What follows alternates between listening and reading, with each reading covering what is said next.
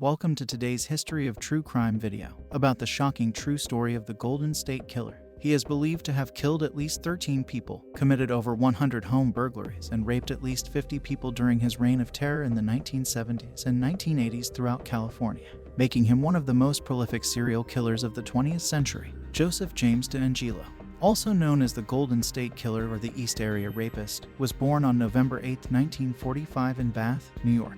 He grew up in a working-class family and was the youngest of 3 children. DeAngelo's father was a World War II veteran who worked as a machinist, and his mother was a homemaker. In 1964, DeAngelo graduated from Bath Haverling High School and enlisted in the U.S. Navy. He served for 4 years, including a tour of duty in Vietnam, before returning to the United States in 1968.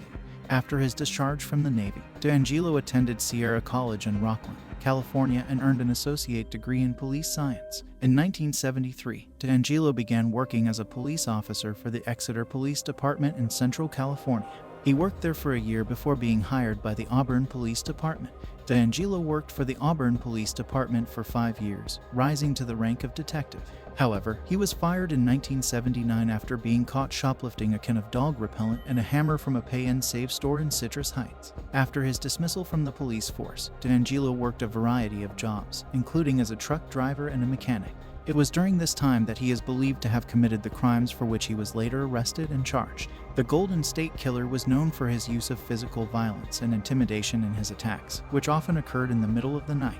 He would typically break into his victims' homes, tie them up, and then rape and sometimes murder them. His victims ranged in age from 13 to 41, and included couples as well as single women. The killer was dubbed the Golden State Killer because of his crimes in California, which earned him another nickname, the East Area Rapist. For decades, the identity of the Golden State Killer remained a mystery, despite extensive efforts by law enforcement to find him. In 2018, however, authorities announced that they had finally arrested a suspect in the case, Joseph James DeAngelo, a former police officer. The story of the Golden State Killer is a tragic one, highlighting the devastating impact that a serial killer can have on a community. It also serves as a reminder of the importance of law enforcement in bringing such criminals to justice and providing closure to the families of their victims. The Golden State Killer's crimes terrorized communities in the Sacramento area and throughout California.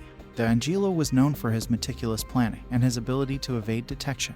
He often wore a mask or a hood during his crimes and used a flashlight to disorient his victims. He would also make phone calls to his victims before and after the attacks, taunting them and threatening to kill them if they told anyone about the crimes, showing just how evil he really was and how calculated the murders were. Despite the decades that passed and the many challenges they faced, investigators never gave up on finding the person responsible for these heinous crimes. Their efforts ultimately paid off, bringing a sense of closure and justice to the victims and their families. The Golden State Killer's crimes left a lasting impact on the communities in which they occurred. Many people lived in fear of the unknown assailant, taking precautions such as installing deadbolts and security systems to protect themselves. The case garnered widespread media attention, with some speculating that the killer could be a police officer or someone with law enforcement training due to the lack of evidence left at the crime scenes. Despite the many leads and theories that emerged over the years, the case remained unsolved for decades. However, advances in DNA technology in the 21st century provided a new avenue for investigators to pursue.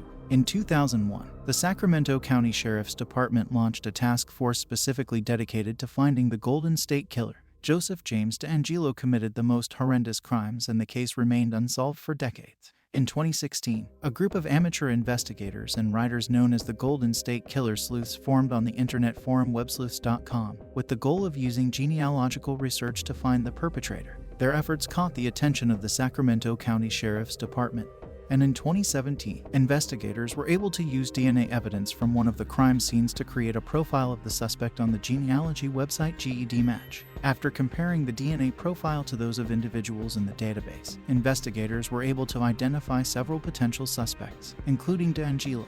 They conducted surveillance on DeAngelo and obtained a sample of his DNA, which they were able to match to the evidence from the crime scene.